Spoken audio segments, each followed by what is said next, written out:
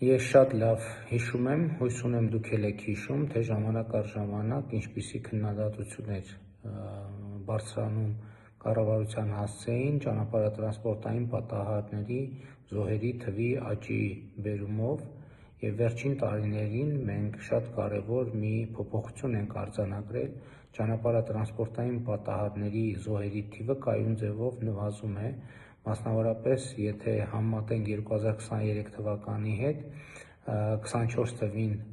նվազումը 45 է, այսինքն 45 զոհով պակաս, իսկ 2025 թվականին 50 զոհով պակաս, եւ սա այն պայմաններում, երբ ավտոմեքենաների թիվը ամեն օրվա հետ աճում է։ Մենք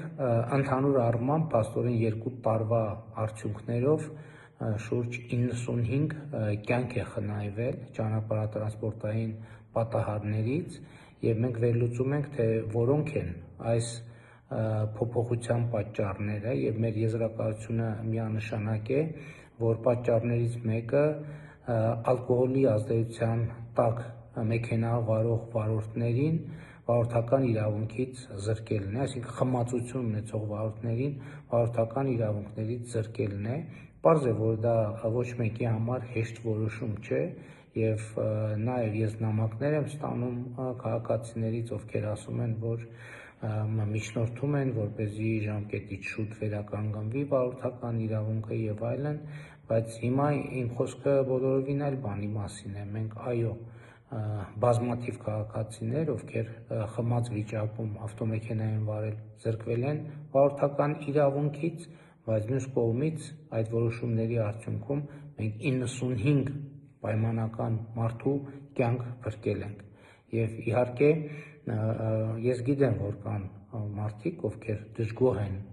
խմացության բերումով վարորդական իրավունքից զրկված լինելու համար, բայց որևէ մեկը չգիտի, թե 95 պոտենցիալ զոհերի մեջ ով եւ ում ընտանիքի անդամը կլինի։ Այնպես որ ես կարծում եմ, որ մեր հանրության շրջանում պետք է լինի կոնսենսուս, համաձայնություն, որ խմած ոչ սթափ վիճակում ավտոմեքենա վարող վարորդները պետք է զրկվեն վարորդական իրավունքից։ Մենք չենք ուզում, որ նրանք զրկվեն վարորդական իրավունքից։ Մենք ուզում ենք, որ նրանք ալկոհոլ օգտագործած խմած վիճակում ավտոմեքենա չվարեն, որովհետև ելի եմ ասում, ոչ մեկ չգիտի, թե ում կյանքերն են փրկվել այս գործողությունների արդյունքում։ Վստահաբար ներառյալ նաև զրկված վարորդների ընտանիքների անդամների կյանքերը։